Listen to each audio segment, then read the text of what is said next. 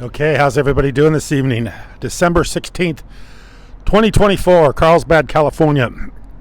I want to talk a little bit about Trump this afternoon. He's had a really weird statement about drones flying around up in, I think, where one golf course is at. Drones floating or being spotted up there. And I've been listening to this from other people. My wife keeps telling me about it. I guess they're spotting drones out here in Southern California quite often too. So people have been reporting a lot of drones, even reporting drones at the military base, Camp Pendleton, which is just north of where I'm at right now. I'm in Carlsbad, then you got Oceanside, then you got Pendleton. And she says they're reporting drones over Pendleton. And I've been listening to her talk about this, and she's been telling me about this for a while. She listens to TikTok. And I've just been kind of blowing it off because I said, no, and they're not going to fly any kind of drone over Camp Pendleton, especially something people are reporting, because that's restricted airspace. You're not going to fly over Pendleton unless you're identifying yourself. You're going to be squawking. You're going to be doing something. And I have a pilot's license, so I'm a little bit familiar with this stuff. You know, you don't fly over Camp Pendleton or any restricted airspace unless you identify yourself. And you just don't do it. It's just something you're going to learn pretty quickly as a pilot. You got to stay out of restricted airspace, controlled airspace, restricted airspace. You just have to report yourself. You know, you can't go into places where airports are at, anything like that, without being self-report or calling the tower, letting them know who you are, letting them know where you're at. They're going to see you on radar anyway. So the fact that they're saying that there's drones running around the country, and that according to Trump, and I just listened to what he had to say about it, short little statement he had to say about it. He says the government knows who they are, what it is. He says he wouldn't assume it's the enemy, but they know definitely where it is and who it's coming from. And this is really weird, because what is it? I mean, if drones are flying all over the country, and they're being reported everywhere, Trump has identified it, saying he knows about it. So that gives it definitely some legitimacy. He's getting ready to become the president of the United States again, and he claims that the current president knows something about it, and Biden knows something about it, and that the government knows something about it, but they're not talking. They're keeping it. And he saying, hey, they should at least let the people know what it is. So what is it? If it's not the enemy and it's not the government, then who possibly could it be? And this is really weird stuff. This is almost like we may be in the days of stuff flying around in the air that like the Bible talks about, demonic spirits flying around in the air. This could be that kind of activity. I don't know. I mean, this is kind of strange stuff. I'm not saying it is demonic activity, but there's certainly stuff in space that we have no way to identify, or haven't been able to identify. I know I grew up in a very rural area in Nebraska, and there wasn't a lot of light pollution. You didn't have city lights like here in Southern California where we got lights everywhere. You were out in the middle of nowhere and there were no lights. And we used to see weird stuff out there all the time. I mean, we got used to it. My dad was a pilot too. I'm a pilot. And we used to, we fly around. We used to fly around. We used to do a lot of puddle jumping out there in those rural areas with small airplanes. And you used to see stuff up in the sky. And it's, being a pilot, you could kind of identify other aircraft. You kind of got used to what other things look like, and you kind of got used to where the radio towers were at and all that good stuff. But you saw stuff all the time out there that you couldn't identify, and you had no idea what it was.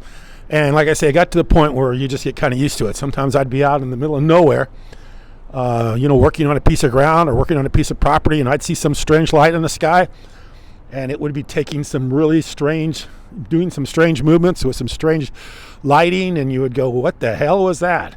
And it was really hard to figure out what it was. And you got to the point where you just got used to it. You didn't even get scared anymore. We're just kind of used to it. So this thing with the drones is really weird. I have no idea what's going on. Like I say, if it's not the enemy, if it's not somebody that's trying to get intelligence on the United States, and it's not the military, but there is something, and everybody's saying there's something, what is it? And who is it? And maybe we are being invaded by demons. I don't know. There's a lot of people who think that's what's going on, and there's some scripture about that too. I can't think of it right off the top of my head, but there are people that think there are definitely spirits in the sky that could be they could be identifying themselves, or in times maybe identifying themselves more or being shown more. I don't know, but I can tell you from my own experience, and I'm not someone that's into UFOs. That's never been my thing. That doesn't really appeal to me that much. I'm not that interested in it. I find things weird when I see it, but I don't dwell on it. I don't try to, make big deals about it, because it just is what it is. But I can tell you firsthand, and not, like I said, somebody that's not that great, I used to listen to Art Bell a little bit when he had programs like that. If you guys know who Art Bell was. But I'm not into that stuff. But there is something out there every now and then. I don't know what it was then. This is a long time ago when I was a kid, and see that stuff in the sky. But there has been some weird things in the sky. And like I say, I'm used to identifying aircraft. When you're flying and you see another aircraft, you can, you always have to keep your eye, especially if you're a VFR pilot, with flying without instruments in non-controlled airspace, which is what we were usually flying out there. We were doing, we were self-reporting whenever we'd go to these small airports and stuff like that. We'd do what I call, I think, Unicom. You'd be Unicom, so you would report your self-report your position where you're at, and if you're on base, final, whatever it is, before you landed.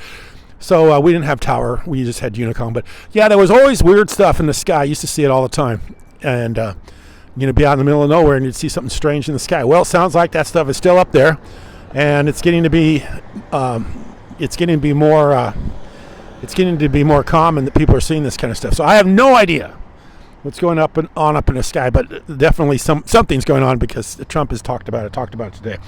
The other thing I'm going to talk about is Bitcoin is just basically taking off. I think it's 106,000, 107,000. And I think it's going to go a lot higher. And I'll tell you why. I was thinking about this afternoon. And, Bitcoin got started pretty organically. It didn't get started under any kind of regulations or any kind of SEC, Security and Exchange Commission regulations or anything like that. It got started pretty organically, and it got started in a way that nobody really understood it. Not very many people understood Bitcoin. So it doesn't have a lot of those, what would you say, those tricks that are baked in to normal stocks or things. I used to be an investment banker, was a stockbroker. I was a penny stockbroker in Denver, Colorado during the early 80s. And I saw more people. You want to know how to get rich in this world?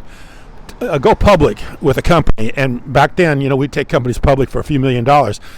These guys would, they'd have a big chunk of stock, would start trading on a pink sheets, and it would run from a penny to 2 pennies, double, 3 or 4, maybe 5 cents, and they would have a big chunk of that insider stock. Would call 144, which is restricted stock, but they would have a big chunk of stock, or they would give stock to people, accounts where friends and family that would have stock that would trade immediately once it opened, and they would bail out and get a lot of money.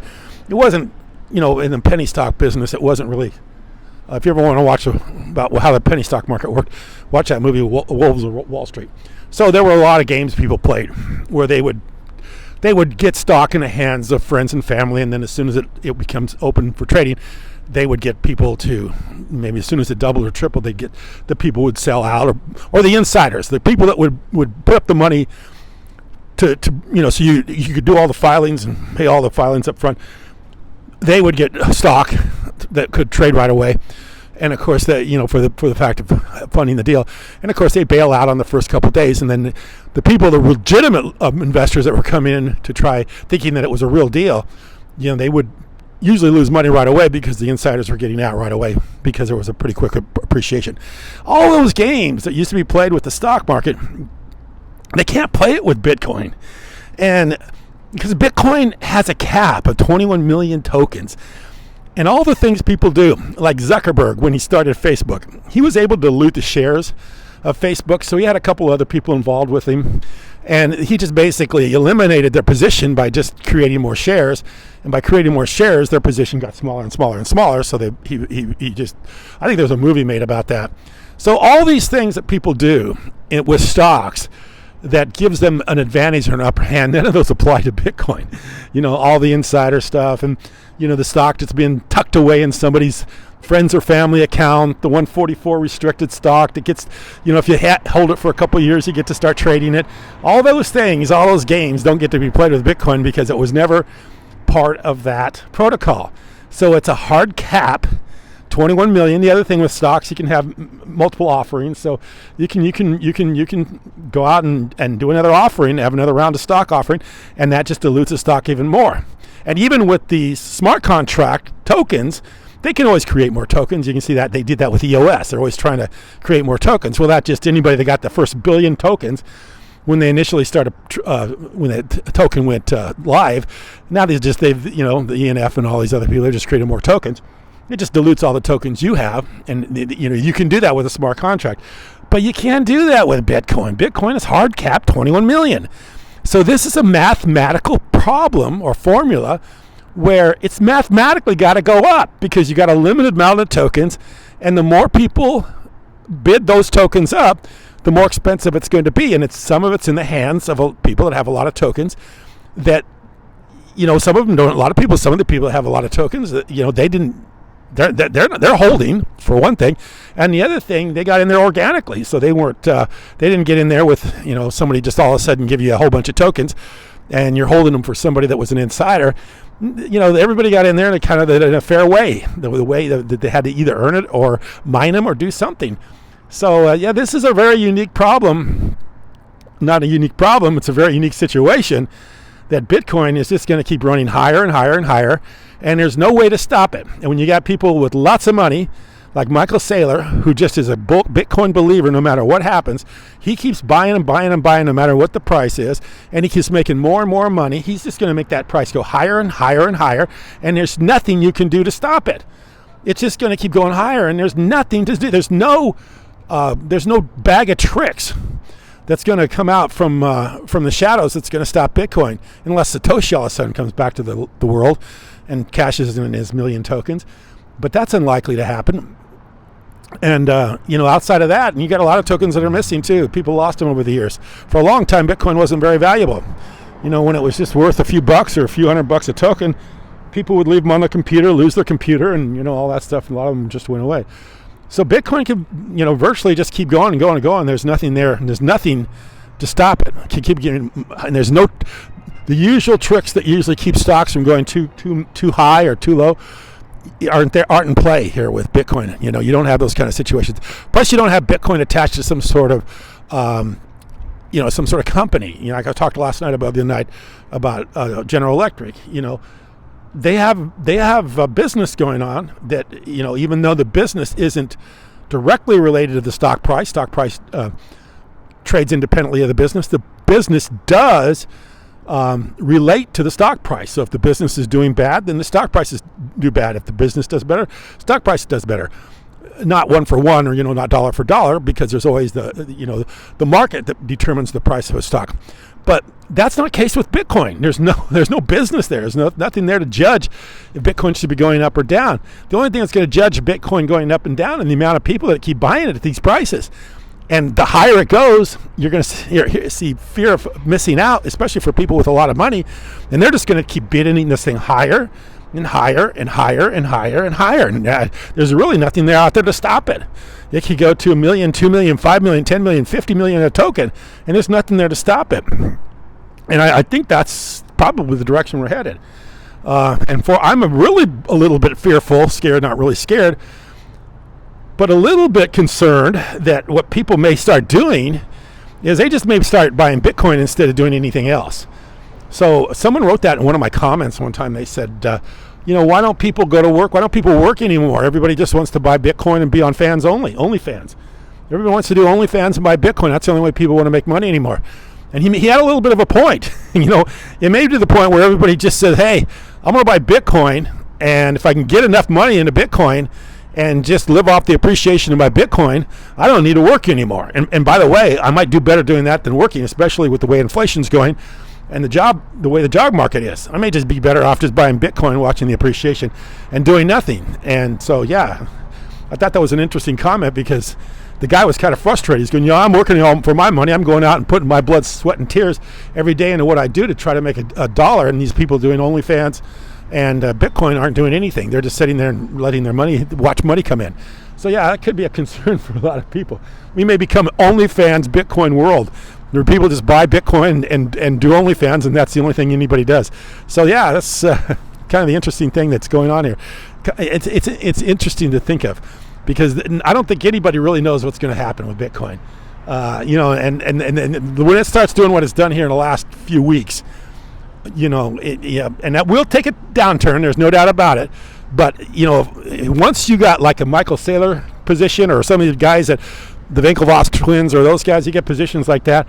They have a lot of weight in that market, and they can just keep buying and reinvesting, and just keep putting all the money back in, which is just going to keep driving higher and higher. So it's just kind of like an endless spiral of money generation. You make more money, you buy more tokens, you bet up the tokens you got. It just keeps, and that's what Michael Saylor claims he's going to do. He's just going to buy, and the more you buy, the more you throw at it. There's only a limited number. There's no way of diluting it. There's no way of issuing new tokens, other than the 21 million have already, and they have to be mined. You can only put them in out so quickly because they have to be mined. This is a pretty unique situation, and it could eventually just swallow up everything. You could just have everybody buy Bitcoin, and that's just basically what ends up happening. The world just revolves around the price of Bitcoin. I appreciate you watching. Thank you.